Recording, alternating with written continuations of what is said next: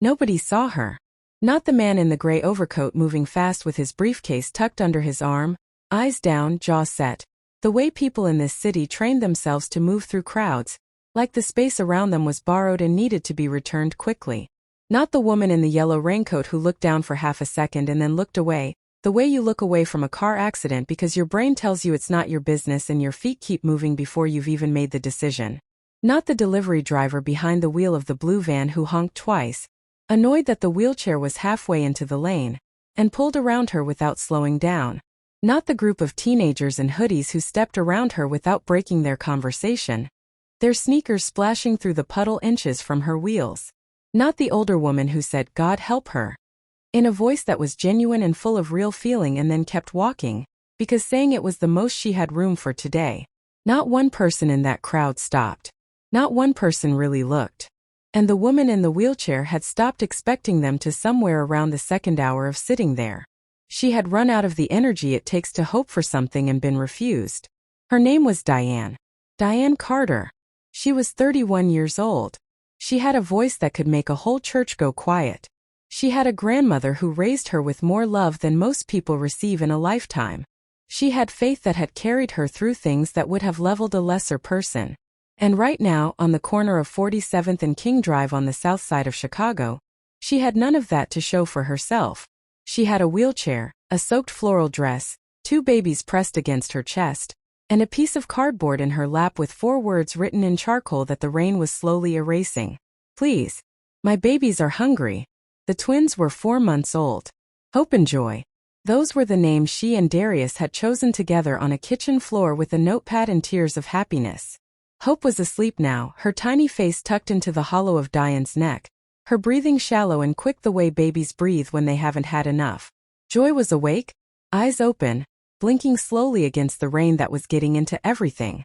They were wrapped together in one piece of Ankara cloth, deep blue with gold thread. The last beautiful thing Diane still owned, because it was the only layer she had left to give them. Their crying had gone quiet hours ago. Not because they were content, because they were past the energy of crying. And a mother knows the difference between those two silences, and the second one is the one that makes you feel like your heart is being pulled out of your chest 1 inch at a time. The rain came without ceremony, the way Chicago rain comes in early spring. Not a warning, not a build. Just suddenly all at once, like the sky had been saving it and finally decided today was the day. Heavy drops hit the pavement and bounced back up. Car windows fogged. A woman's umbrella turned inside out, and she said something under her breath that was not a prayer. People broke into half-runs toward any roof they could find. The awning of the corner store, the bus shelter with the cracked plastic side, the overhanging ledge of the dollar pharmacy 2 doors down. Within 3 minutes, the block had rearranged itself around shelter. Everyone had found somewhere to be dry. Everyone except Diane. She sat still. The rain soaked through her dress in the first minute, and after that it didn't matter.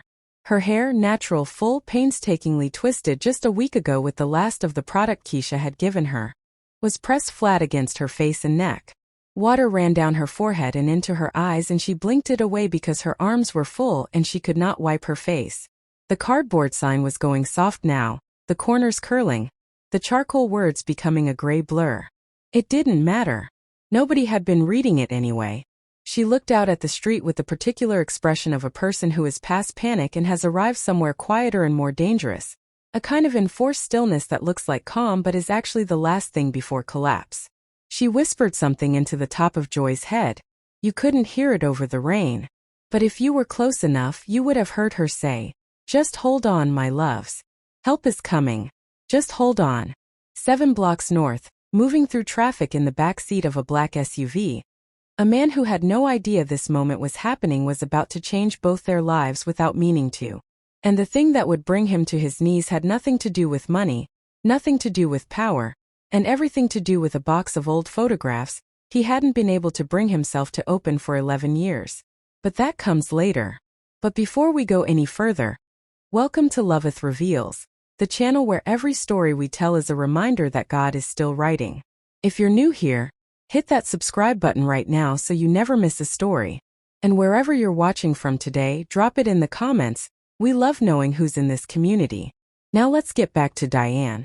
Marcus Cole was worth $2.3 billion on paper, which is a sentence that sounds like the beginning of a fairy tale and is actually the beginning of a different kind of story entirely, the kind about what it costs a person to become that number, and what they leave behind on the way up, and whether any of it means what they told themselves it would mean when they finally arrived. He was 44 years old. He had a penthouse apartment in the Gold Coast with a view of the lake that he almost never stopped to look at. He had a logistics company with operations in 14 cities, and a tech platform that had recently been valued at 9 figures. He had a charitable foundation with his name on it, a profile in Forbes from 2 years ago that called him the most quietly powerful black man in Chicago, and an assistant named Carla who could anticipate what he needed before he knew he needed it. He had 3 suits being tailored at any given moment. He had a driver named Reggie who had been with him for 6 years, and knew better than to make conversation unless invited. He had a therapist named Dr. Anand whom he saw every other Thursday and who had been gently suggesting for 2 years that he slow down and who Marcus genuinely liked and completely ignored on that subject. He had not cried in 11 years. He knew the exact date. March 14th. A Tuesday. The morning his mother, Lorraine Cole, died in a hospital room at Northwestern with his hand in hers, and a monitor going flat and a nurse appearing from nowhere with a voice trained to be soft. He had sat in the parking garage afterward for 40 minutes and cried the way people cry when they have been waiting for it for a long time. Heaving, uncontrolled, undignified. And then he had driven home, and showered, and put on a suit, and made 3 phone calls, and told himself that grief was a luxury he could not afford. Not now, not with everything he had to build, not with everything she had sacrificed to give him the foundation to build it. He had kept that promise to himself every day since. His therapist called it armor. Marcus called it focus. They were probably both right. He was in the back seat of the SUV now, navy suit, collar open, reading glasses on, phone in hand, scrolling through a contract summary for a meeting he had in 40 minutes. The wipers worked steadily against the rain. Reggie had both hands on the wheel. The world outside the tinted windows was wet and blurred and entirely beside the point. Marcus was thinking about leverage ratios. He was thinking about what he was willing to give and what he was not. He had done 17 meetings like this one in the past 2 years, and he knew exactly what posture to take and exactly when to lean in and exactly when to let silence do the work. He was prepared. He was focused. He was not looking out the window. Reggie's voice came through the partition. King Drive's backed up from the accident at 51st, sir. Want me to cut over and come up through 47th? Marcus didn't look up. Whatever's fastest. The car turned. The rain on the windows turned the outside world into impressionist shapes and streaks of color. A bus stop. A barbershop with a neon sign. A church with a marquee that still said God is still in the blessing business in letters that had survived the winter, and were maybe going to survive everything. Marcus saw none of it. He scrolled through the contract. A message came in from Carla. He flagged it to read later. Another one from his attorney. He ignored it for now. They came up 47th Street. The light ahead was red. Reggie slowed the car to a stop. Marcus turned a page in the document. And then, for a reason that he would spend months trying to identify and never be able to fully explain, not to his therapist, not to Reggie, not even to himself at 3 in the morning when he lay awake thinking about it, he looked up. Not at anything in particular. There was no sound that pulled him. No movement caught his eye. He just looked up from the phone, the way you sometimes do when something in the air changes without making a sound, the way animals lift their heads on a plane before the rest of the world knows what's coming. And through the rain-blurred passenger window, for no more than 3 seconds before the light changed and the car began to move, he saw her. A woman in a wheelchair at the corner. Soaked through. Completely still. 2 small shapes wrapped against her chest. A piece of cardboard in her lap. The car moved through the intersection. She was gone. Marcus looked back down at his phone. His thumb hovered over the screen. He read the same sentence 3 times without taking it in. Something in his chest was doing something unfamiliar. Not a thought. Not a decision. A pull. The kind of feeling that doesn't come from your mind at all, that comes from somewhere older and quieter and more insistent. The place in you that knows things before your logic catches up. He set the phone face down on the seat. He said 2 words. Turn around. Reggie's eyes appeared in the rearview mirror. Sir? I said turn around, Reggie. Go back to that corner. Right now. Reggie did not ask why. In 6 years of driving Marcus Cole through this city at all hours, through all the versions of Marcus's life that Reggie had quietly witnessed, he had never once heard those 2 words. He turned the car around. The SUV came back slowly, headlights cutting through the downpour, and pulled to the curb a few feet from where Diane sat. People on the sidewalk noticed. A car like that in this neighborhood, stopping at this corner, backing up in the rain, it was the kind of thing that made people slow down and look. Reggie cut the engine. The bodyguard in the front passenger seat, a broad-shouldered man named Deshawn who had been with Marcus for 4 years and had seen everything, reached for his door handle. Marcus was already opening his. The rain hit him immediately. Cold and direct and indifferent the way Chicago rain always is, without apology, without graduation, just wet, fully, at once. It soaked his shoulders in seconds. His Italian shoes hit the pavement and found a puddle. He looked down for 1 second, then didn't look down again. He walked toward the wheelchair the way you approach a small animal that has been through something, slowly, with your hands visible, without suddenness. Diane heard the car door and looked up. Their eyes met through the curtain of falling water. He was not what she expected. She didn't know what she expected. Men in cars like that didn't come back. They didn't reverse. They didn't walk into the rain. She looked at him carefully, the way a person looks who has learned through painful experience that there are many kinds of stopping and most of them have a cost attached. He was tall, well-dressed, though the rain was working on that. He had the kind of face that had seen difficulty and kept it inside rather than letting it mark him. And his eyes, she noticed, were not performing anything. He wasn't looking at her with pity. He wasn't looking at her with the particular discomfort of someone who has decided to do a good deed and wants credit for it. He was just looking at her, like he was actually trying to understand what he was seeing. He crouched down, right there on the sidewalk of 47th Street. $2.3 billion kneeling in the rain on the south side. He said, "Hey." Not ma'am. Not miss. Just hey. Quiet and level. "What happened to you?" Diane held his gaze for a long moment. She had heard those words before. She had heard them from men who dropped change and sped away. From church folk who asked the question and then gave advice instead of help. From social workers with clipboards and limited hours. She had learned that the question was often not really a question. It was a performance of concern that required nothing in return. But something in the way he asked it made her think that this man was actually waiting for an answer. That he would stay right there in the rain until she gave him one. She swallowed. Joy stirred against her chest. She said, "I just need to feed them." Her voice was rough from the cold and from not using it much. "They haven't eaten since yesterday morning." Marcus looked at the twins. He took his time looking. He could see the thinness of their faces. He could see the way the cloth wrapped around them was too thin for this weather. He could see the way Diane's arms were shaking, not from cold alone but from hours of holding on, from the particular muscle fatigue of a woman who has not put her children down because putting them down would mean having to feel how much of her own body has given out. He had grown up with very little. He knew the difference between someone performing need and someone who was inside it. This woman was inside it. He stood up. "I want to take you and your daughters somewhere safe and warm." He said it simply. Not as an offer that required deliberation. Just as a statement of what was going to happen. Diane looked at him. "I don't know you," she said. Not accusation. Fact. "I know," he said. "My name is Marcus Cole. And I'm telling you right now, I'm not here to hurt you. I'm not going to ask anything from you. I just can't leave you sitting here." He paused. "Let me carry your girls into the car first.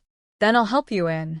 There are moments in a person's life when they have to make a decision based on almost nothing, when all the usual information is unavailable and all they have is something they feel, something below language, something their gut says about whether a person is safe. Diane had been betrayed by a man who had prayed beside her at an altar. She had every reason in the world to trust no one. But she looked at Marcus Cole standing in the rain on 47th Street with water running off his suit jacket and no umbrella and no hesitation, and something deep in her, something that had survived everything she had been through, said, "This one is real." She nodded. Marcus reached down and lifted hope from Diane's chest with both hands, gently, The way you lift something irreplaceable. The baby stirred but didn't cry. Then joy. He held them both against his chest, his good suit soaked, not noticing, looking down at them for a second before turning toward the car. Deshawn came forward and helped Diane from the wheelchair into the back seat. A blanket appeared from somewhere, soft and cream-colored, folded neatly, which meant Reggie had anticipated this moment before it happened. The door closed. The rain kept falling outside. But inside the car, Diane leaned back into the seat, and for the first time in as long as she could remember, she exhaled all the way. Not because everything was fine. Nothing was fine. But because someone had stopped. Someone had looked. And the thing about being truly invisible for a long time is that being seen, even once, even briefly, feels like water after a drought. It doesn't solve anything, but it tells you you're still here. It tells you the world still contains people who stop. And sometimes that alone is enough to keep breathing. Before we go any further into what happened next, you need to know who Diane Carter was before all of this. Because the woman in that wheelchair, soaked and silent and holding on with the last of herself, was not a broken person. She was a whole person who had been broken by specific things done to her by specific people, which is a completely different thing, and one that matters enormously to the story. Broken people cannot be put back together. Whole people who have been hurt can. And Diane Carter was always going to be put back together.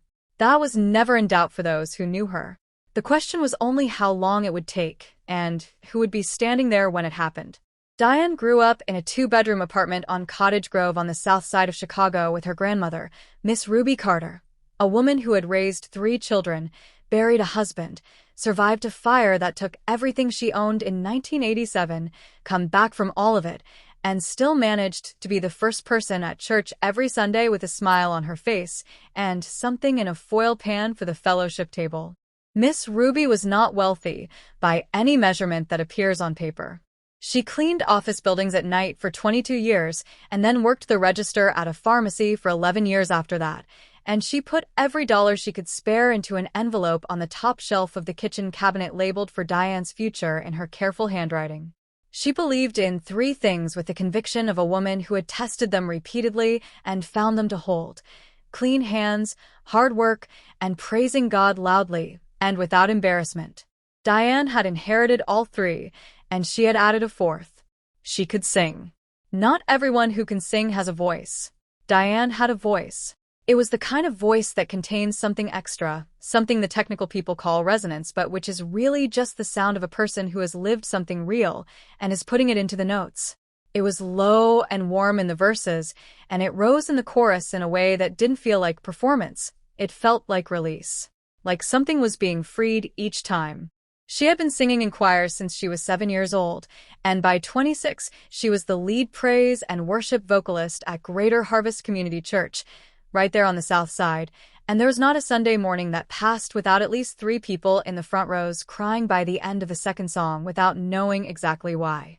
The women of Greater Harvest talked about Diane the way communities talk about their gifts, with a kind of possessive pride, like she belonged to all of them. That's our Diane. They said she ministered, not sang. They said the notes came from somewhere real. They clapped when she hit the high notes and they swayed during the slow ones, and when she closed her eyes and just let the music move through her, the whole room got quiet in that particular way that is different from ordinary silence. It was the silence of people who feel something they don't have words for and know better than to interrupt it with noise. During the week, she cleaned houses. 2 in Hyde Park, 1 in Bronzeville. Steady work with steady families who knew her by name and left her good tips at Christmas and spoke to her like a person, which not all employers did, and she was grateful for the ones who did. She came home at the end of those days with her hands smelling of cleaning solution and her back aching from the bending, and she still cooked for herself, still called Miss Ruby on Wednesdays, still showed up to choir rehearsal on Thursday nights, and gave it everything she had. She didn't have much. But she had her music, she had her faith, she had her grandmother's voice in her head every time things got hard, and she had the unshakable conviction that more was coming. She had believed that since she was a little girl sitting on Miss Ruby's knee being told that God does not forget one seed you throw into the ground. Not one. Then one Tuesday night in late September, she arrived at Bible study, and a man she had never seen before was sitting 3 rows in front of her. His name was Darius Webb, and he had just moved back to Chicago from Atlanta where he had been doing mission work, or so he said, and at the time there was no reason not to believe him because everything else about him lined up with that story. He was tall and quiet in the way that reads as deliberate rather than shy. He knew his scripture the way some men know sports statistics. Not recited, not shown off, just genuinely part of how he thought and spoke, woven into conversation naturally. He helped stack chairs after service without being asked. He stayed for the extended prayer when most people were already moving toward the parking lot. He brought canned goods for the church pantry on Saturdays when there was no service and therefore no audience for the act of generosity, which is the truest test of it. The women of the church noticed him immediately, the way church women always notice a single man of quality, collectively, quietly, with a running commentary conducted in low voices during the announcements. Pastor Grayson introduced him from the pulpit after 2 weeks and said he had a strong spirit and a servant's heart, and that greater harvest was blessed to have him. Even Miss Ruby, who viewed all new men in Diane's radius with the calm suspicion of a woman who had seen enough of life to know that presentation and character were two separate things, said after meeting him, "That one has a good spirit. I can usually tell." She said it only once, and she said it carefully, as if she knew she might want to take it back one day. Darius started sitting near Diane during Bible study. He asked thoughtful questions. He listened when she answered. He walked her home after choir rehearsal without making it feel like a pursuit, making it feel instead like a natural extension of a conversation that neither of them wanted to end. 6 months after they met, on an evening in April after a particularly long rehearsal, when the spring rain had trapped them both under the awning outside the church waiting for it to pass, he turned to her and said quietly, "Diane, I've been praying, and I believe God has shown me that you are my wife." She had been told by men that she was beautiful. She had been flattered and pursued and complimented in the usual ways. But no man had ever spoken to her with that kind of seriousness, that kind of settled intention, as if the decision had already been made between him and God, and he was simply now informing her. Her heart moved in her chest in a way she couldn't describe then and still cannot describe now. She looked at him standing under that awning in the April rain, and she thought, "This is what I've been asking for. This exact thing. A man who knows what he wants, and whose wanting includes God." They were engaged within the year. The church celebrated the way church communities celebrate love, loudly, completely, as if it were a communal victory rather than a private one, which in a way it is. They prayed together every morning. They fasted together on the first Sunday of every month. They went to premarital counseling with Pastor Grayson and answered every question honestly and held hands on the way out. They had real conversations about money, about children, about what they believed and why, about their fears and their histories and the things they were still healing from. Or Diane had those conversations. She would understand later that Darius had given her a version of himself that was true enough to be convincing and incomplete enough to protect something he never intended to show her. Their wedding was on a Saturday in October. The whole church was there. Miss Ruby sat in the front row in her best hat, a wide-brimmed navy blue with a small feather, and she cried from the processional and never stopped.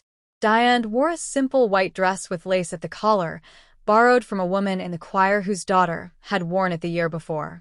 She carried flowers from a bucket outside the corner store that Keisha had arranged that morning. She was the most beautiful woman in that room, and everyone knew it, including Darius, who held her hands at the altar and looked at her with an expression that was real. She believed it was real. She had no reason not to. And in fairness to the whole complicated truth of who Darius Webb was, it probably was real, right then in that moment, holding her hands at that altar. The trouble with some men is not that they never meant it. The trouble is that meaning it is not the same as being willing to stay in it when it costs something. Diane found out she was pregnant 3 months after the wedding, and the first person she told, before Darius, before Miss Ruby, before Keisha, was God, standing at the bathroom sink at 6 in the morning, looking at the test, and saying out loud to the empty room, "Thank you. I knew you hadn't forgotten." She called Darius at work and told him, and he left early and came straight home and walked in the door and lifted her off her feet and held her there, and she could feel his heart pounding against hers. When the doctor confirmed at the 8-week appointment that there were 2 heartbeats, not one, Darius sat in the waiting room chair and put his face in his hands and wept. Happy tears. Real ones. She had never loved him more than in that moment. They sat on the kitchen floor that night with a notepad and a cup of tea going cold between them, and they wrote names until past midnight. Boy names and girl names and combination names and names from the Bible and names from their families. They landed on hope and joy before the tea was finished, and they both knew those were the ones. Not because they were on the list, but because they fit something, a feeling they were both trying to name about what these children represented, what they were arriving into, what their parents believed their lives were going to be. Darius wrote them at the top of the notepad and underlined them twice. Hope. Joy. He said, these girls are going to change somebody's life. Hold that line. Hold it close for later. The pregnancy moved well through the first 2 trimesters. Diane worked until she couldn't, saved every dollar she could, and spent her evenings singing softly to her belly, which she became convinced the girls could hear because they always went still when she sang, like they were listening. Darius was attentive and present. They talked about the future. They made plans. They prayed over the nursery, a small room they were converting in their apartment, painting it yellow because they didn't know if they were having boys or girls, and also because yellow felt like hope. And then, somewhere around the beginning of the 3rd trimester, things shifted. Slowly, without announcement, the way weather changes when you're not watching. Darius started coming home late. He said it was work, extra freight contracts, money pressure with the babies coming. He stopped praying with her in the mornings. He stopped touching her belly the way he had before, like he was saying hello to his daughters. He was present physically, but somewhere else in every way that mattered. Diane noticed and said nothing for a while, telling herself this was the weight of responsibility pressing on him, that men sometimes went quiet when fear arrived, that he would find his way back. She asked him once, gently, on a Sunday morning after church, if something was wrong. He said he was fine. He said he was tired. He said he loved her. She believed 2 of those 3 things. She didn't push. She just prayed for him, quietly and every night, asking God to bring him back to himself and back to her before the girls arrived. She thought she had more time to find out what was wrong. She didn't know that the thing she was sensing was not something temporary passing through him like a cold, but something permanent he had already decided. She didn't know that the distance she was feeling was not fear of fatherhood. It was the beginning of an exit. Her water broke on a Wednesday night in February during a thunderstorm, which felt later, in retrospect, like a poem she hadn't been asked to write, but had been given anyway. Darius was home. He moved quickly, got her coat, got her bag, got her to the car with a steadiness that she held onto like a rope. He was scared. She could see it, but he was there. On the drive to the hospital, he held her hand across the console and told her she was strong. In the elevator, he said it again. In the triage room, he was beside her, and when the nurse came to start the 4, he stood on the other side and let Diane grip his forearm through the contractions without complaint, without flinching, without letting go. The labor was long. 11 hours. The pain was beyond what Diane had prepared for, which she would later say was the truest thing about labor. There is no actual preparation, only the experience of it, and the experience is something you pass through 1 minute at a time, holding on to whatever is in reach. What was in reach was Darius's voice saying, you've got this, and the nurses who came and went with efficiency and kindness in equal measure, and her own private conversation with God that she was conducting continuously in the space between contractions. Hope arrived first, at 4:47 in the morning, crying with the full-throated outrage of someone who has an opinion about being here. Joy came 9 minutes later, quieter, eyes open, looking around with that ancient watchfulness that some newborns have, as if they've been here before and are just reacquainting themselves with the arrangement. Diane held them both and wept completely, the way you weep when something arrives that you have been asking for with your whole soul. Not tears of sadness or relief alone, but something bigger, something that doesn't have a clean word, something that is the body's response to a miracle it was promised and almost stopped believing in. She looked over to show Darius. He was in the chair against the wall. He was looking at the 3 of them, and she saw something on his face that she told herself later was emotion, was love, was the overwhelm of a man watching his family arrive in the world. She was right that it was emotion. She was wrong about which one. There had been complications during the delivery. The pressure on the spine, the positioning, something that the doctors explained carefully, and in medical language, she was too exhausted to fully track in the moment. The result was that when she tried to move her legs later that morning, nothing happened. The feeling that returned was not movement. It was pain. A deep, radiating pain that told her body something had changed. A quiet doctor with kind eyes came to her bedside and explained what had happened. Spinal injury, nerve compression, possible permanent damage to the lower vertebrae. She would need surgery. She would need extensive therapy.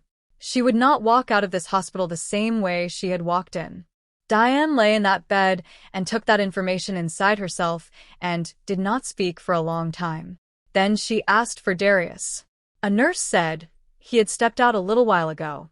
She waited. An hour. 2 hours. She asked again. The nurses began to look at each other in the way that people look at each other when they know something and are trying to decide how to give it. Finally, an aide who had grown up 2 streets from Darius came to Diane's bedside and sat down and said it quietly, with her eyes down, like she was ashamed of the information she was carrying. He had gotten his bag from the waiting room locker. He had walked out the side door. He had told a nurse on his way out, and these are the words, these exact words, which Diane has recounted only once to Keisha on a night months later when she finally let herself say them out loud. He told the nurse, "I can't do this. Tell her God will provide." And he left, into the February morning, into the city, into whatever life he had been planning in the silence of those late nights when he said he was tired and she believed him. And he did not call. He did not text. He did not appear at the door 2 days later, having come to his senses. He did not send someone in his place. He did not, as far as Diane was ever able to determine, look back once. Some people leave so completely, it's like they practice it. Some exits are so total you understand later that they were never really all the way there to begin with. Diane lay in her hospital bed, unable to move her legs, her daughters in the bassinets on either side of her, and she went very still. Not the stillness of someone who had given up. The stillness of someone who was reorganizing, very quickly, everything they thought they knew about their life, their future, and who would be standing in it. She made a decision in that stillness. She would tell Keisha later, before she let herself feel any of it. The decision was simple. She was not going to let those girls grow up watching their mother drown. She was going to figure it out. Whatever it took, whatever form it had to take, she was going to figure it out. And then she let herself feel it. And she cried until she had nothing left, and then she looked at Hope and Joy sleeping in their bassinets, and she whispered the hardest prayer of her life. God, if you're still there, I know you are, don't let me die like this. Even if I have to crawl, help me protect my girls. She spent 5 days in the hospital. 5 days of physical therapy that produced almost nothing, which the therapist told her was normal at this stage, and which felt like being told the house is on fire, and that is completely standard procedure. 5 days of learning that a body you have lived in for 31 years without much thought is suddenly a negotiation, a problem to be managed, a thing with limits that have become walls. 5 days of a bill that climbed on the whiteboard outside her door like a plant that only grew upward and never back. And 5 days of making phone calls. She called everyone she could think of. Church members she had known for years. Women she had sung beside every Sunday. Men who had shaken her husband's hand at the wedding reception. The pastor's wife, Sister Grayson, who had held her hands before the ceremony and told her she was entering a covenant blessed by God. Darius's cousin Marcus, who had danced with his tie-off at the reception for 45 minutes straight. One by one the calls went unanswered, went to voicemail, rang out into silence. She left messages. She texted. She waited. Then she opened the Greater Harvest group chat, the main one with everyone in it, the one where people posted prayer requests and service announcements and pictures of their grandchildren and testimonies about parking spots that opened up at the exact right moment. She typed slowly because her hands were shaking and she wanted to get it right. She wrote, "Please, I need help. I just gave birth to twins. I can't walk. I don't have money for the bills, and I have no one. Please, somebody." She sent it. She watched the message send. She watched the check marks appear. And then, one by one, She watched the check marks turn blue. She watched the names appear at the bottom, seen by, and she read them. She counted 9 people who read it in the first hour. Choir members, deacons, women she had sung beside, people who had said amen to her testimonies, people who had said God is in this marriage, people who had danced at her wedding. Not one of them replied. Not a word. Not an emoji. Not a praying for you. Not even one of those hands-folded prayer emojis that cost nothing and mean something to no one but still indicate that a person saw you and acknowledged your existence. Nothing. The chat moved on after a few hours. Someone posted a reminder about the Saturday food pantry. Someone else shared a scripture graphic with a sunrise on it. Someone announced that the women's ministry meeting had been rescheduled. Life at Greater Harvest continued moving forward, and Diane's message sat there in the scroll, read and unanswered, like a door that 9 people had walked up to and read the sign on and then turned around and walked away from. She put the phone face down on the hospital blanket and stared at the ceiling for a long time. Not crying. She was past that particular feeling. She was in the place past crying where understanding arrives, clear, cold, and permanent. She understood now something she had been protecting herself from understanding for a long time. The faith of some people is real and deep and will hold under any weight. And the faith of other people is a fair-weather thing, beautiful and genuine when the sky is clear, and the first to disappear when the storm arrives. She had known that in the abstract. She knew it now in her body. And she filed it away not with bitterness, but with the particular kind of wisdom that can only come from having believed in something fully and been shown exactly where it ended. She thought of one name, Keisha Barnes. They had been best friends since 7th grade at Robeson High School, inseparable through all of it, adolescence and heartbreaks and the specific chaos of growing up on the South Side with big dreams and limited resources. They had drifted the way people drift, slowly and without a single decisive moment, just life moving them in different directions until the distance became the new normal. But Keisha had a good heart. Not good in the performance sense. Good in the showing up sense. Good in the sense that when something was real, Keisha responded to the realness of it. Diane found the number. She dialed. It rang twice. A voice said hello. And Diane started to cry in a way she hadn't let herself cry since the day she first couldn't move her legs, not controlled, not managed, just completely undone. She told Keisha everything. All of it. The twins, the wheelchair, Darius, the hospital bill, the group chat. She talked until she ran out of words.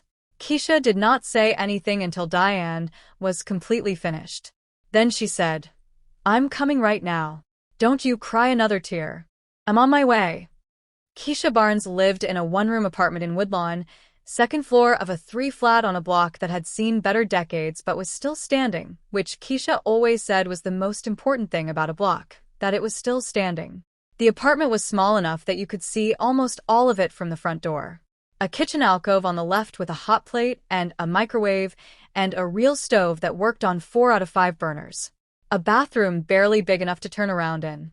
A main room with a full bed, a couch, a small television, and Keisha's braiding supplies arranged on a folding table against the wall. No second room.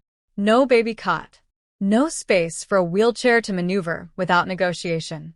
Keisha arrived at the hospital with her hair undone and her wrap skirt loose around her waist the way it got when she was moving fast and had not thought about aesthetics, and 2 plastic bags from the corner store, diapers, formula, a bottle of water, a bag of chips, and a takeout container of chicken and rice, and the particular energy of a woman who has made a decision and is implementing it.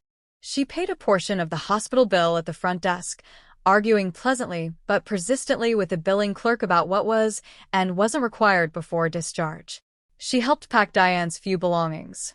She carried the twins in the second-hand stroller that a hospital aide had located from the donation closet. She wheeled Diane down the corridor herself, talking the whole way, not about the situation, not about Darius, not about what was hard, just talking, filling the air with the sound of a friendship that had never fully gone away, just gone quiet for a while. They arrived at the Woodlawn apartment, and Keisha opened the door, and Diane looked at the space and did the math immediately. 2 adults, 2 babies, 1 wheelchair, and said nothing about it except, "Thank you." And Keisha said, Don't thank me. This is what we do. And that was the whole conversation. Keisha gave Diane the bed. She moved herself to the couch and never mentioned it. She gave up her braiding mornings 3 days a week to stay home and help with the twins. She was up at 2 and 4 and 6 in the morning warming bottles.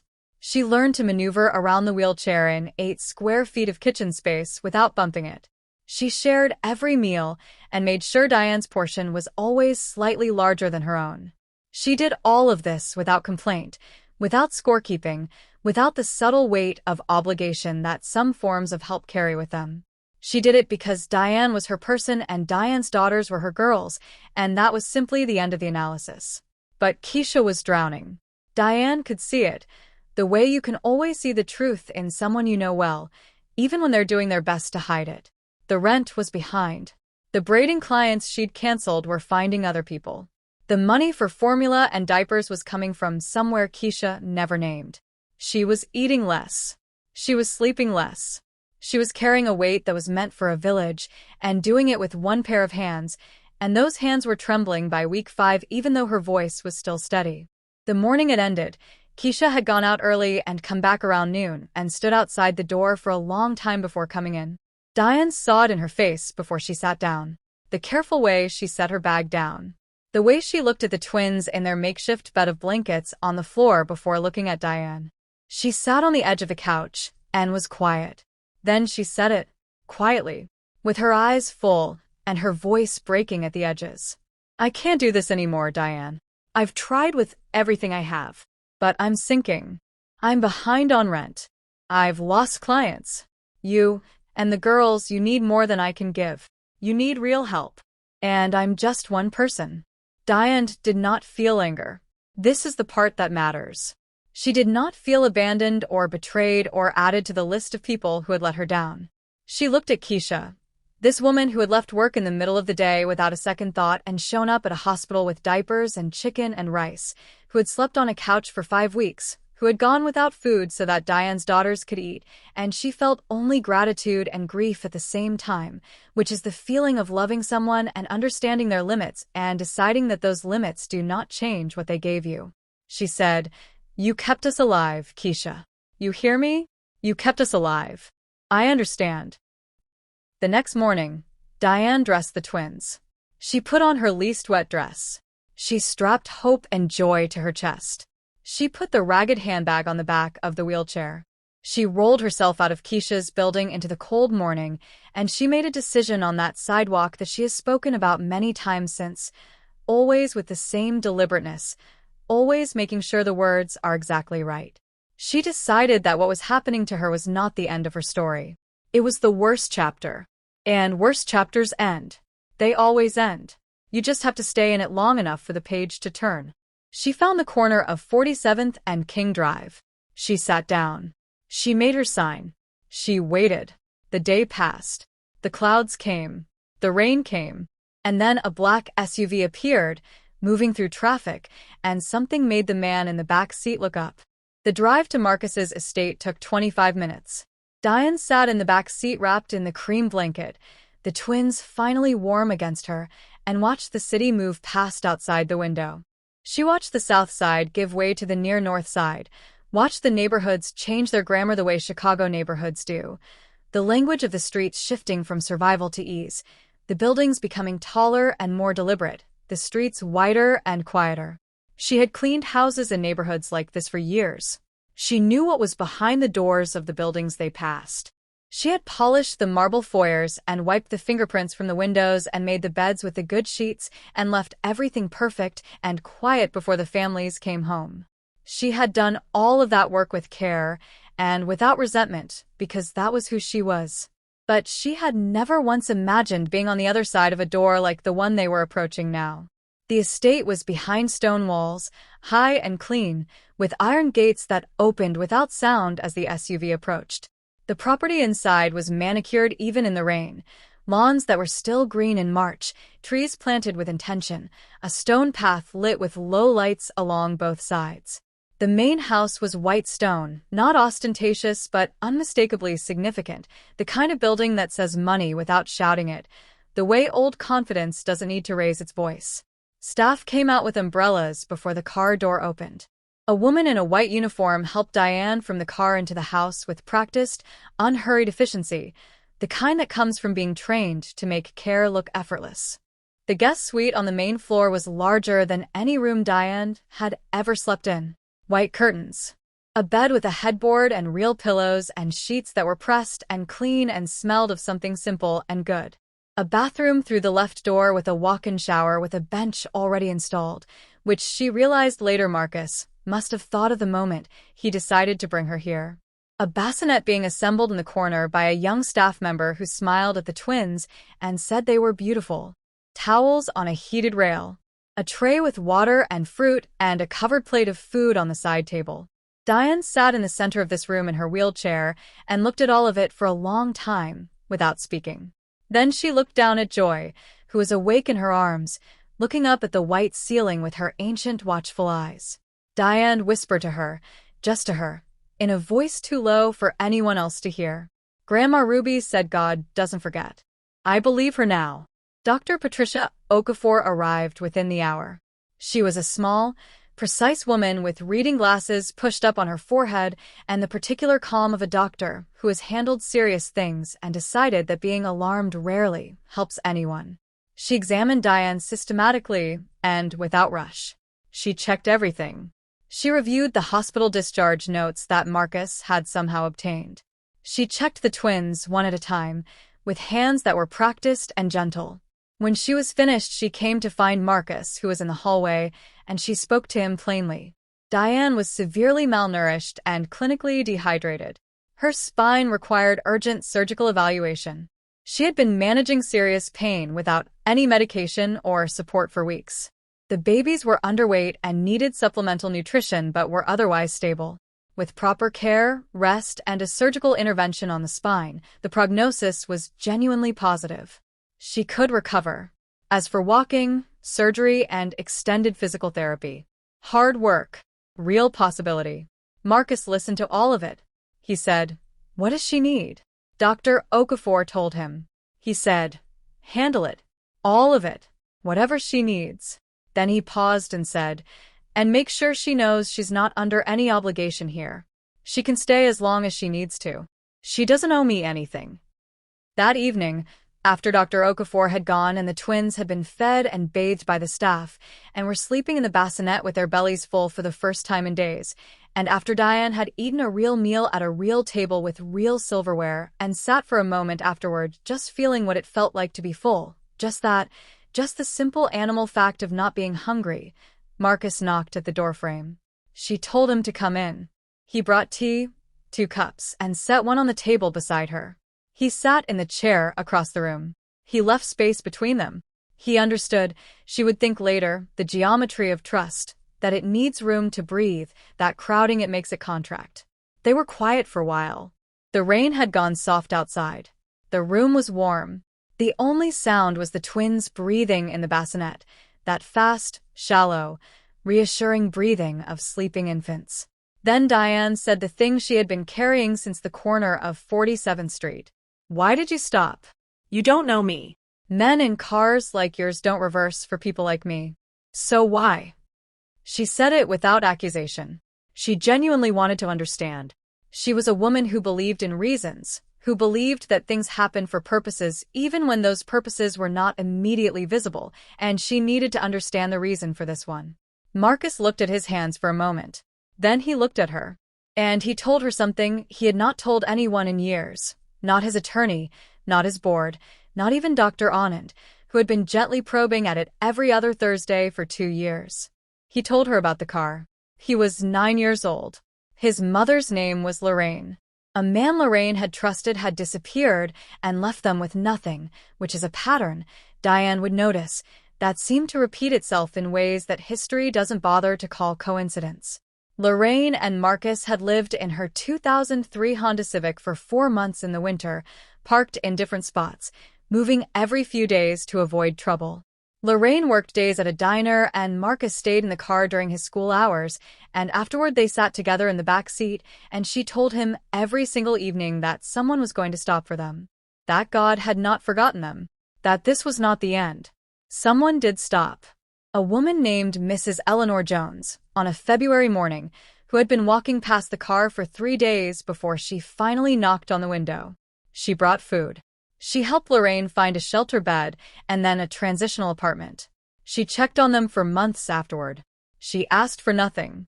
She just stopped because she saw them. And that was the end of the car chapter of Marcus and Lorraine's story. Lorraine went on to build a life. Night school, a certificate, a job with a real salary, an apartment with heat that stayed on all winter. She went on to spend the rest of her life paying it forward in every form available to her, because what Mrs. Eleanor Jones had done for her was not something you retire. You carry it. You spend it. You pass it on. When she died, 11 years ago, on March 14th, in a room at Northwestern with Marcus's hand in hers, the last thing she said clearly before the monitor went flat was, "Don't stop looking out the window, baby. Promise me." He had made the promise. He had kept it for about a year, and then the building of an empire had consumed the keeping of it, quietly, without a single decisive moment, the way grief gets buried beneath productivity, and he had stopped looking out the window. He had stopped reversing. He had built something extraordinary and become, in the process, a man who no longer saw what he had once been. Until today. He looked at Diane. When I saw you on that corner, I didn't think. I just felt something I hadn't felt in a long time, something pulling me backward toward you. And I understood what it was. It was my mother. He paused. I don't think that was an accident. Diane had been listening with everything she had. Now her tears came, soft and quiet, not from sadness, but from recognition. My grandmother, she said slowly, used to say that goodness is like a seed. You throw it out, and you don't always know where it lands. You don't always see it grow. But God keeps track of every single one. Marcus was quiet. She looked at him. She said God sends the harvest back through people. Never the same form. Never when you expect it. But he sends it. They looked at each other for a long moment. Then Marcus said, quietly, "Tell me about your grandmother." And Diane began.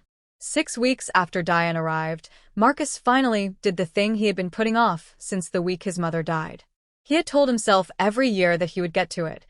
The boxes from Lorraine's apartment, the ones his assistant Carla had packed carefully and put in storage and asked about every few months, and which Marcus had said were fine. Leave them. I'll get to them, with the tone of a man who did not intend to get to them anytime soon. 11 years of birthday reminders passing without him opening those boxes. 11 years of March 14th arriving and going while they sat in the storage unit on the near north side. He brought them home on a Tuesday. 3 medium boxes, taped with moving tape, Carla's handwriting on the side of each one. Books, Lorraine/photos plus papers, Lorraine/kitchen items plus personal, Lorraine. He put them in his home office and looked at them for a long time before touching them. Then he opened the middle one first, the way you start with the thing you most need to do. Photos and papers. Envelopes. Notebooks. Newspaper clippings his mother had saved for reasons he could sometimes identify, an article about a community organization she had volunteered with, a photo from a church event, a clipping about a neighborhood development project she cared about. He went through them slowly, holding each thing like it was something that needed care. About halfway through the box, he pulled out a small yellow envelope, the kind that photographs used to come back in from the drugstore when people still had film developed. He opened it. Inside was a photograph from what looked like a church banquet. A long table covered in foil pans of food. Women in church hats and good dresses. A banner in the background. He squinted at the banner. Greater Harvest Community Church Annual Harvest Banquet. He looked at the photo again. He didn't know anyone at Greater Harvest. He set it on the desk to look at again later. Then he picked it up again. He didn't know why. He turned it over. His mother's handwriting on the back, in the neat cursive she had always had. The handwriting he could identify anywhere. The handwriting that had written his name on school permission slips and birthday cards for 20 years. These women saved my life. All of them, but especially the young one who keeps singing. Her name is Ruby Carter. Don't ever forget where you come from, Marcus. Someone always stopped for you. You stopped for someone. Marcus read it twice. Then he set it down flat on the desk and sat back and said the name out loud to the empty room. Ruby Carter. He sat with it for a moment. Then, he sat forward. He pulled his phone toward him. He thought about Diane. He thought about her last name, Carter. He thought about Greater Harvest. He thought about the South Side. He thought about the 6 weeks she had been in this house, the stories she had told him over tea in the evenings, the way she talked about her grandmother, Miss Ruby, with the particular reverence that belongs to people who raised us and showed us what love looks like in its most reliable, undramatic daily form. His hands were not entirely steady when he dialed Carla. He told her what he needed. He told her it was urgent. He set the phone down and looked at the photograph, at the women in their church hats, at the banner, at the long table of food. He found the woman his mother had underlined in his mind, the one she had written about, seated in the center, hat perfectly placed, back straight, the kind of woman who takes up exactly the space she is entitled to and not an inch less. He looked at her face for a long time. Ruby Carter. He said the name again. He was beginning to understand something, but he couldn't hold the whole shape of it yet. It was like a picture coming into focus that you're not sure you're ready to see clearly. Carla called back in 40 minutes. Ruby Carter. Greater Harvest Community Church, South Side, Chicago. Deceased 3 years prior at 71 years old, following a stroke. She had worked nights for decades and raised one grandchild from the age of 4, a granddaughter whose parents were not in the picture, a little girl she had taken in without question and raised as her own. That granddaughter's name was Diane Carter. Marcus set the phone down. He stood up. He walked to the window of his home office. He put his hand flat against the glass. Outside, the property was quiet. A few lights were on in the lower floor, where the guest suite was, where Diane was, where his mother's handwriting said, "These women saved my life." And Marcus Cole, who had not cried in 11 years, who had kept the promise he made to himself on March 14th in a parking garage at Northwestern, who had built an empire out of the discipline of not feeling things publicly and not letting grief slow down the work. Marcus Cole put his forehead against the cold glass and cried. He cried for his mother, who had known Ruby Carter and written her name on the back of a photograph and saved it in an envelope for him to find someday, when he was ready. He cried for Ruby Carter, who had helped a woman she barely knew and asked for nothing and never knew what she had set in motion. He cried for Diane, who was the granddaughter of the woman who had saved his mother, sitting in the rain 30 years later on the same South Side with her twins and her cardboard sign, and not one person stopping. He cried for the ways that God's math is so much larger than human math, the way goodness moves in arcs too wide for us to track, the way a seed thrown out in faith can travel 30 years and 2 generations and come back as a black SUV reversing on 47th Street in the rain. He cried for all of it. A long time, in the quiet of his office with the photograph on the desk and the window cold against his forehead. And when he was done, he wiped his face with both hands. He picked up the photograph. He walked downstairs. He knocked on the doorframe of the guest suite. And he said, "Can I show you something?" Diane was sitting up with Joy in her lap, the journal open on the side table, the room quiet and warm. She looked up when he knocked. She could see immediately that something had changed in his face. Not broke, settled. The way a face looks after something that has been held in tension for a long time finally releases. She set the journal aside. He came in and sat down and was quiet for a moment, the way he had learned to be in these evening conversations, giving the silence its due before filling it. Then he set the photograph on the bed in front of her. Diane looked down at it. The room became very still. Her hand came up slowly and covered her mouth. She stared at the photograph for a long time without speaking. Her eyes moved across the faces at the banquet table and stopped at one. Stopped there and stayed. The woman in the navy hat with the small feather. Back straight. Eyes bright. The particular dignity of a woman who has been through everything and decided to be herself on the other side of it. Diane knew that woman from every angle. She knew the hat. She knew the posture. She knew the way Miss Ruby's hands folded in her lap when she sat at a table, like she was always about to say grace. She whispered, "Where did you get this?" Her voice was very small. Marcus told her. The boxes. The envelope. The handwriting. He told her what the back of the photograph said, reciting his mother's exact words. These women saved my life. Especially the young one with the voice. Her name is Ruby Carter. Don't ever forget where you come from." He watched Diane's face as he said it. He told her about the car, about the 4 months, about Mrs. Eleanor Jones, about what Lorraine had made of herself after, and how she had spent the rest of her life paying it forward the way Mrs. Eleanor Jones had taught her to by example. He told her about March 14th and what his mother's last clear words had been. And he told her what Carla had confirmed: Ruby Carter, Greater Harvest, the granddaughter she had raised. Diane.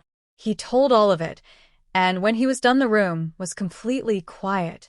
Diane sat for a long moment with the photograph in her hands and joyous sleep in her lap and tears running down her face the unhurried way that real grief and real joy move. Not fast, not performed, just present. Then she looked up at Marcus and said something he has thought about nearly every day since. "My grandmother never stopped talking about a woman she helped at a shelter one winter. A woman with a baby boy, cold and scared, and with nowhere to go. My grandmother said that woman had something in her, a fire, a refusal. She said she knew she was going to be somebody. She prayed for that baby boy his whole life. Every Sunday in her private prayer. She prayed for him by description because she never knew his name." Diane paused. Joy made a small sound in her sleep. Outside, the rain that had started again moved softly against the window. "She knew your name," Diane said. "She just didn't know it was you." Marcus could not speak. Diane reached across the bed and put her hand over his. They sat like that for a while, the two of them in the warm room, with the rain outside and the baby's breathing and 30 years of invisible connection finally made visible, the way light comes through a window you didn't know was there. The surgery on Diane's spine was scheduled for a Tuesday morning in late spring. Dr. Okafor's team was thorough and precise, the procedure itself lasting just over 4 hours, and when the surgeon came to the waiting room where Marcus sat alone with his phone face down and his hands folded, she told him the surgery had succeeded. The nerve compression had been addressed. The prognosis was genuinely good. Recovery would take time. Months, not weeks. And it would be hard. But Diane Carter had a real path back to walking. Marcus sat very still for a moment after the surgeon left. Then he looked at the ceiling of the hospital waiting room, generic ceiling tiles, fluorescent light, the kind of ceiling you spend a lot of time looking at in waiting rooms, and he said quietly to that ceiling or to something beyond it, "Thank you, Lorraine." Recovery was exactly as hard as they said it would be. The physical therapist, Simone, young, relentlessly warm, completely unmoved by excuses or despair, arrived at 8 every morning. The early sessions were brutal. Diane screamed during the first one, wept silently through the second. On the third morning she told Simone she didn't think she could do it. Simone pulled a chair directly in front of her and sat down and said, "Tell me their names." Diane blinked. "Your daughters." "What are their names?" Diane said, "Hope and Joy." Simone nodded once. "Then that's who you're doing this for. Every single rep. Every morning. For hope. For joy." Diane looked at her for a moment, and then she began again. There were mornings when she could not do a single thing Simone asked, and just sat in the therapy room with tears on her face, her legs refusing every instruction her brain sent. There were evenings when the pain was deep and radiating and sleep was not possible, and all she could do was lie in the dark listening to the twins breathe and repeat to herself the things she was fighting for. There were moments when she wondered if she was asking too much of a body that had already been through so much, asking it to reorganize itself after damage it had every right to decide was permanent. And then there were mornings when her left foot moved exactly where she told it to. Small, impossible, glorious centimeters of movement that made Simone say yes, there it is, in a quiet voice that carried more weight than a shout. The twins were 8 months old now, and very much themselves. Hope had developed strong opinions about everything, and expressed them loudly and often.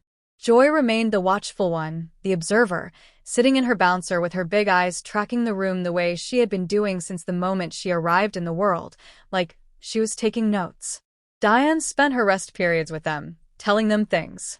She told them about Miss Ruby and what it meant to have a voice and to use it. She told them about what their father had done, plainly and without embellishment, because she had decided they deserved the truth in age-appropriate forms throughout their lives, and the habit of truth was something she wanted to establish early. She told them that his leaving was not a verdict on their worth or hers. She told them that some people are not capable of the thing they promised, and that is their damage to carry, not yours. She sang to them, first quietly, testing whether the voice was still there, whether it had survived everything. It had. It was always going to survive. On a Thursday evening, 3 months into recovery, she was singing softly to Hope in the hallway outside the therapy room, and she didn't notice that she had attracted an audience until she heard the staff who had gathered at the end of the corridor. She stopped. They looked at her. Someone started clapping. Diane laughed, a real laugh, full and surprised. And Marcus, who had been walking past, stopped in the doorway and smiled the smile that was still learning how to live on his face. "Your grandmother would have been very happy hearing that," he said. Diane shook her head slowly. She would have said, "Took you long enough to remember you had it." It was a Wednesday morning, for months after Marcus had reversed his car on 47th Street in the rain. The physical therapy room smelled of rubber mats and the particular antiseptic that healthcare spaces share regardless of how beautiful everything else around them is. Simone was there. Marcus was in the doorway. He had started coming to some of the sessions in the last few weeks, not intrusively, just present, the way you are present for something that matters. The twins were in their bouncer seats beside the therapy mat, Hope kicking her feet impatiently at nothing in particular, Joy watching the room with her perpetual calm attention. Diane positioned herself at the edge of the mat. She put her weight on both feet. Simone stood a few feet in front of her with her hands out, not to catch her necessarily, but to mark the destination. This was the moment they had been building toward for months. Not a rehearsal. The real thing. Diane took a breath. She looked at Joy. Joy looked back at her with her serious, ancient eyes. Then she looked at Hope, who was mid-kick and briefly paused, as if she sensed something. Then Diane looked at Simone. Simone said, "When you're ready." And Diane stepped forward. The first step was small and uncertain and cost everything she had. The second one was better. The third one, she almost lost her balance going sideways for a moment, and she caught it, and kept going. The fourth. The fifth. Simone's eyes were bright. Marcus, in the doorway, had his hand over his mouth. The sixth step. The seventh. 7 steps across the therapy mat to where Simone was standing with her hands out. Diane took the last one and stopped. She stood there for a moment, actually stood, weight on both feet, upright, the way she had stood every day for 31 years before February and the storm and the wheelchair and the corner of 47th Street. She stood there, and she looked down at Joy and the bouncer. And Joy, who had been watching the whole thing, who had been tracking her mother's progress across that mat with the full attention of a child who is going to remember this moment for the rest of her life without knowing she's remembering it, looked up at Diane and smiled. The biggest smile her 8-month-old face had ever produced. All gum and pure joy, which was exactly her name. Diane covered her face with both hands. Her shoulders shook. Simone put a hand on her back. Marcus stayed in the doorway because he knew this moment belonged to Diane and her daughters, not to him. And Diane, through her hands, through her tears, said out loud to the room, and to God, and to Miss Ruby Carter, wherever she was in whatever form a woman that good gets to exist after this life is done, she said, "I told you. I told you I would walk. I told you we weren't done yet. I told you." This is the part of the story where the narrator is supposed to tell you that Marcus Cole and Diane Carter fell in love. That is not what happened. What happened was something older and more durable than romantic love, and in many ways more rare. What happened was that two people who had both learned, through different forms of difficulty, that the world could be cold and indifferent, and that people who were supposed to stay could leave, those two people became to each other a proof that the opposite was also true. That the world could also, without warning, send someone who stopped, who reversed, who crouched down in the rain and asked a real question and waited for the real answer. They became family in the way that people who share the truth of a thing become family. Not by blood, not by romance, but by the fact of having seen each other clearly, at the worst possible moments, and not looked away. Diane stayed at the estate for 14 months in total. She completed her physical therapy. She enrolled, that fall, in a social work program at a university on the South Side, making the commute in a car that Marcus arranged and paying him back, over years, in the form of the work she went on to do. She graduated. She worked for 2 years at a community organization in Bronzeville that supported disabled mothers navigating systems that were not built with them in mind. And then, 3 years after the corner of 47th and King Drive, she founded the Ruby Carter Foundation. The Ruby Carter Foundation provides transitional housing, medical support, and practical resources for disabled single mothers in Chicago. It started in one rented office in Woodlawn with Diane and 2 volunteers. Within 4 years, it had served over 300 families. Marcus is on the board. He is not the story. Diane is the story. She makes sure of that every time someone tries to call it the Billionaire's project. "This is my grandmother's project," she says. "I'm just the one who finally had the roof and the time to build it." She still sings. Every Sunday, at a church in Bronzeville that has become her community, a church where people actually show up when someone sends a message saying they need help, a detail she specifically looked for before joining. She takes the microphone during praise and worship, and she sings with everything she has. The old women of the church say she ministers, not sings. They say the notes come from somewhere real. Some things do not change, no matter what the years carry with them. The voice was always there. The faith was always there. They just needed the test to become the testimony. Darius Webb is, as far as anyone knows, still somewhere in this city. Diane stopped waiting for him to appear with an apology or an explanation a long time ago. She has told Hope and Joy, in age-appropriate language, about their father, where he went and why, and she has told them that they are not required to carry that as a weight. That some people leave before they understand what they are leaving. That this is their loss to carry, not theirs, and not hers. She prays for him sometimes. Not frequently, but sometimes. Because that is what she was raised to do, and she has decided that her grandmother's way of moving through the world is still the way she wants to move through hers, even having seen what she has seen, even knowing what she now knows about what people are capable of when the fire gets hot. Marcus Cole still runs his companies.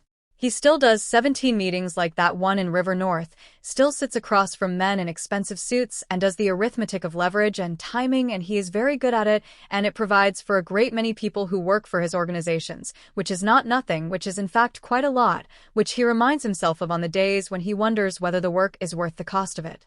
But he looks out the window now. Every day, from the back seat of the SUV, he looks out the window. Reggie has noticed, but has not said anything, which is one of Reggie's many gifts. Sometimes Marcus says turn around and Reggie turns around and they go back to whoever or whatever Marcus saw, and sometimes it leads to something and sometimes it doesn't, but the looking is the thing, the looking is the practice, the looking is the promise kept. He visits the Ruby Carter Foundation regularly. He sits in meetings that are not his meetings and listens and signs whatever needs signing and tries to be useful without being central, which is a discipline that does not come naturally to a man who built an empire by being central to everything. He is getting better at it. Dr. Anand says his armor has been coming off for 3 years now. Marcus says he prefers to call it settling a debt.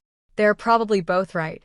On some Sunday mornings, he drives to the church in Bronzeville and sits in the 3rd row from the back. He sits still through the service the way he sits still in very few places in his life. When Diane takes the microphone, he closes his eyes. Not to perform reverence. Because there is something in that voice that reaches the place inside him that he sealed on March 14th and has been carefully, slowly, opening ever since. The place where Lorraine lives. The place where Miss Ruby lives, though he never met her and only knows her from a photograph and his mother's handwriting and the woman she raised. Nobody at that church knows who he is. He is just a man in the 3rd pew from the back. Quiet. Present. Not performing anything. Just there. There is a photograph on the wall of the Ruby Carter Foundation's main office in Woodlawn. Not the photograph from Lorraine's box, though that one sits framed on Diane's bookshelf at home. This photograph was taken by a volunteer at the Foundation's 1-year anniversary event. It shows Diane Carter standing on her own 2 feet, in a blue dress, at the front of a room full of women and children and staff and supporters. She is not holding a microphone in this photo. She is just standing there, mid-sentence, in the middle of a speech she has given many times now, about her grandmother, about what it means to throw goodness into the world without a guaranteed return. Her daughters are in the front row. Hope is leaning forward with her elbows on her knees, listening hard, which is exactly how Hope does everything. Joy is watching her mother with the calm attention she has had since the delivery room, since those first blinking minutes in the world, taking notes on something important. In the speech, Diane always says the same thing near the end. She has been saying it for years, and she will say it for the rest of her life because it is the most true thing she knows, tested by everything, held through everything, still standing after all of it. She says, "My grandmother used to tell me that God doesn't forget a seed. Not one. You throw your goodness out, and you don't always see it land. You don't always see it grow. You might not be alive when the harvest comes, but it comes. It always comes. And sometimes the harvest looks like a woman you never met, sitting in the rain on a street corner with her babies, and the seed you threw comes back as a man in a black SUV who looks up at exactly the right moment and reverses his car. She pauses there every time, and then she says, so throw the seed. Throw it every day. Even when you're tired. Even when you're wet and cold and out of cardboard. Even when nobody sees you. God sees you. And He keeps your record. Every seed. Every single one. Somewhere, in a place that none of us can see, but all of us believe in if we are honest with ourselves, Miss Ruby Carter sits in her best navy hat with a small feather, in the good chair she always said she was going to rest in one day when she finally had the time, and she looks at her granddaughter, standing on her own 2 feet, voice full, room full, daughters watching in the front row, and she says what she always said when she was right about something. She says it quietly, to herself, with that particular satisfaction of a woman who has lived long enough and faithfully enough to see things complete themselves. I knew it. God told me, and I knew it. He doesn't forget one seed. Not one. This is Loveth Reveals. And this story, Diane's story, Miss Ruby's story, Marcus's story, this is exactly why this channel exists. Because real stories about real people rising from real pain deserve to be told. If this moved you, leave a comment below and tell us what stayed with you. We read every single one. If you know someone going through their own storm right now, share this video with them today. It might be exactly what they need to hear. And if you haven't subscribed yet, do it now, because we have more stories coming that you do not want to miss. Until next time, this is Loveth Reveals, where every story ends with a rising.